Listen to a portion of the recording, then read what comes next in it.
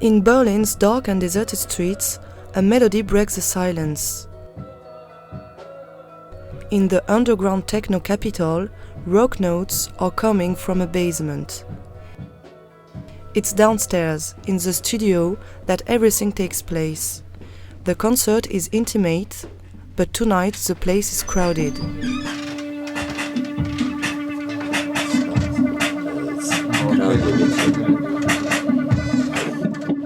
There are 5 of them. They come from Damascus and they have been playing together for 7 years. Their name is The Last Postman.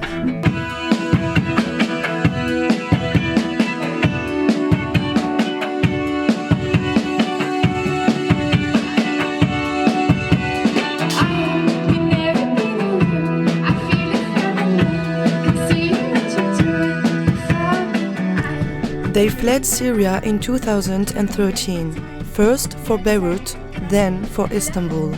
They never stopped playing during their exile, until they reached Berlin, their new home.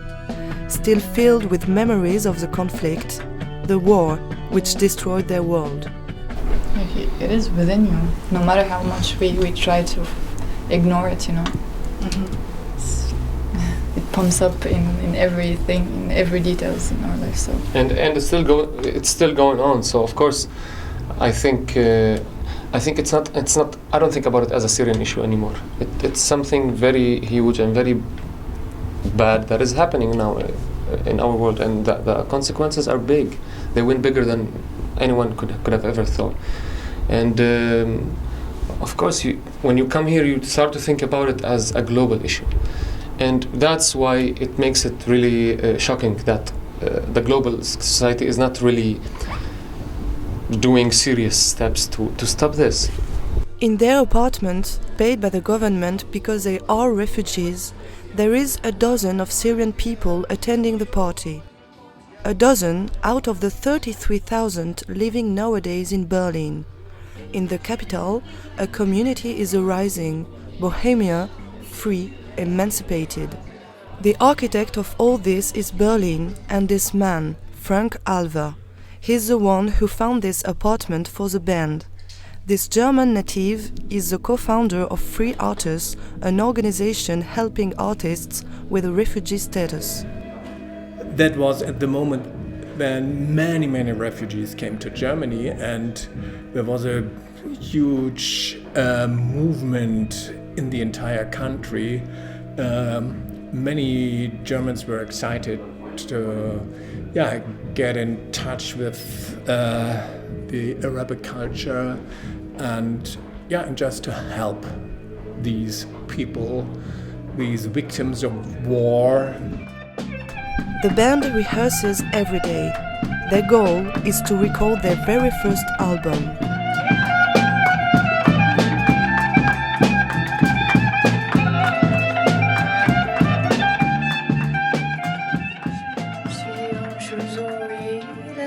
Owning a studio was their dream.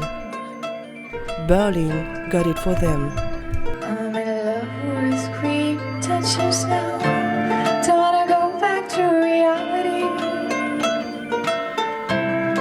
Stay with me. I don't wanna change. Berlin is one of the most cosmopolitan metropolises in Europe. With 3.5 million inhabitants, the capital is in a constant mutation. Multicultural, the city has always been a place of artists and intellectuals attracted by its global spirit of openness. The area of Neukölln has the strongest Arab community. 33,000 immigrants live in this district. Immigrants who are useful to Germany, which faces a growing demographic decline. When they arrive in the country, refugees are received without any distinction. But concerning their professional integration, some of them will get ahead, those who will be able to adapt to German criteria. No, we do not have work enough for untrained people and people who do not speak the German language well enough. But if they start to learn the language and then No? They must prove that they not only have the certification of to be a doctor or a teacher, but they have to prove if they can do it. This is a difficult and hard way, because in Germany our standards are very, very high. In France too. No? Standards are so high that they not easily fit in. In the well-off neighborhood of Charlottenburg, the Technische Universität of Berlin is the biggest university in the city. More than 30,000 students are registered here. Flagship of the German research, it instructed 6 Nobel Prizes and many distinguished physicists. In 2012, this Syrian citizen left Damascus for Spain, thanks to his family that got him a visa to Europe. Then he reached Berlin legally and was granted a residency permit for 3 years. He's part of the first wave of migrants that came to Germany. In Berlin, people are curious in general, but when I just arrived, so there was not a lot of Syrians here, especially in parties. And yeah, at the beginning, they were really surprised, like, oh, I'm from Syria, and some of them have a lot of curiosity. Some of them directly feel pity, But so you always have some talks, but now it's so normal, like Syria, Thanks to his space engineering master, a university course which doesn't exist in Damascus, Jalal can explore new routes. Tonight, in the university laboratory, Jalal and his classmates are practicing on coding satellites' microprocessors. A lot of practice and stimulating exercises. I think the future of humanity lies in space, and so right now, what we're doing, the work that engineers working in the space industry are doing, is just the baby steps. So it's pretty exciting to be part of that. For sure. In 2 years' time, Jalal could apply for a permanent residency in Germany. An opportunity because since 2016, the government hasn't issued residency permits to Syrians. Instead of it, newcomers get a right to asylum with the under protection refugee status. When the war in Syria is over, they will have to go back. A necessary restriction facing the influx of refugees who came in Germany. More than 1 million in 2015. Flüchtlingsthematik sagt die CDU, CSU mit ihrem Programm nach wie vor ganz klar, dass wir nur eine begrenzte Anzahl an Menschen aufnehmen können. Also vor allem die CSU sagt, wir brauchen eine Obergrenze, dass wir da klare und verbindliche Regeln haben, dass wir die Menschen, die nicht einen Anspruch haben auf Asyl, auch wieder nach Hause zurückschicken, dass wir auch die Integration einfordern. Aber der Schlüssel ist einfach die Begrenzung, dass man sagt, wir können nicht unbegrenzt Menschen dieser Welt aufnehmen. Wir könnten auch nicht alle Kriegsflüchtlinge aufnehmen. Since the beginning of the refugee crisis, independent organizations emerged in the capital in order to integrate them better.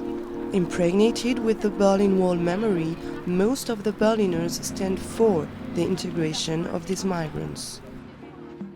With free artists, cultures are bridging together thanks to the universal language of the arts. Dich doch zu Hause, nicht? Hi. Ah, schön nass. Und auf dem Fahrrad. This organization supports 300 refugee artists. Amongst them, Muhammad Akil is an actor. Thanks to the acting lessons offered by free artists, he already had multiple auditions for roles in movies. A remarkable feat for this Syrian man who didn't even speak German 8 months ago. As we started coaching, this was April last year, and you stood in front of me and Michaela, and you had tears in your eyes because you were not able to express yourself by talking, which is terrible for an actor. And now he is so good in German, and not only that he can talk, but he can act with the German language, and that's so fantastic. Mastering the German language is an imperative for these migrants if they want to integrate in the long run. Also ich habe 6 Monate in der Hauptnachschule Deutsch gelernt, bis B1. Danach habe ich 3 Monate Praktikum gehabt in der Ernstbusch und nächsten Monat fangen wir an mit Deutschsprache, auch Deutschkurs. Muss ich auch noch 9 Monate Deutsch lernen. Ist nicht einfache Sprache, aber wenn jemand in Deutschland leben will, glaube ich, muss ich Deutsch lernen. Genau. Offering a chance to these young artists, a real mission for Frank, moved by the fate of these newcomers. We found out that refugees want to be everything except refugees. They were refugees until they came here, crossing the Mediterranean Sea, walking to Germany or to France or wherever. At this moment, yes, they are refugees, but now they are new here, and they want to have a new life, and they want to integrate into the European society. They want to share our daily life. Warschauer Straße, in the area of Friedrichshain, is one of the trendiest neighborhoods in Berlin. In some places we can still observe East Germany's vestiges, tamed by the Berliners as ideal spots for artistic expression. Between the clubs and the abandoned factories transformed into art galleries, Mana Fattar, 26 years old, comes here regularly to find inspiration. This artist left Syria in 2015, spending a few months first in Turkey, then in Greece. A year ago, he reached Berlin illegally, a city in which he can fully express his identity, away from the war that dramatically faded his once glowing country. We just know that it's a place that somehow lost its magic, because before, like, that's the thing, now people know Syria as Syrians and refugees and big beards and terrorists and stuff. They don't know when people used to go to Bab Sharqi. We go see Germans, French people, all kind of tourists, like one of the most beautiful places you could go to, you know? Manaf lives in the industrial area of Moabit in the north of Berlin.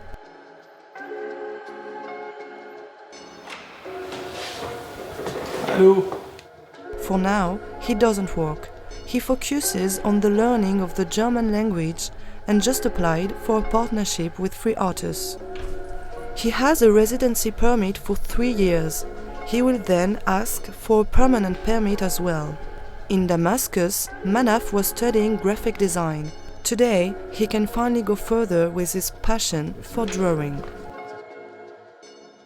Like, it's also, that's one of the reasons why I came to Berlin, especially because so many good artists that gets you motivated somehow. Yeah. Also, it's not that easy, you know, really good artists, and they can do not just one kind of stuff, you know, like they going on the walls, going on everything, tattoos, really good. So yeah, that's the nice thing about living in Berlin. Yeah. Wherever you're going, it's like a big canvas. In Berlin, a minority of refugees fulfill their dreams. Individual, fortunate destinies take advantages of this inclusive metropolis. I don't know, like, I'm so relieved here somehow. It instantly feels like home, and everyone has the same idea, I think, about it. Especially the way, like, everyone connects with each other, everyone helps each other, so it's a really big, nice community.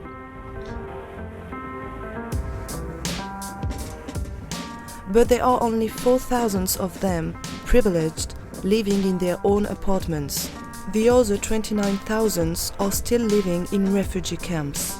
All of them share the same hope, the hope that the war will finally end.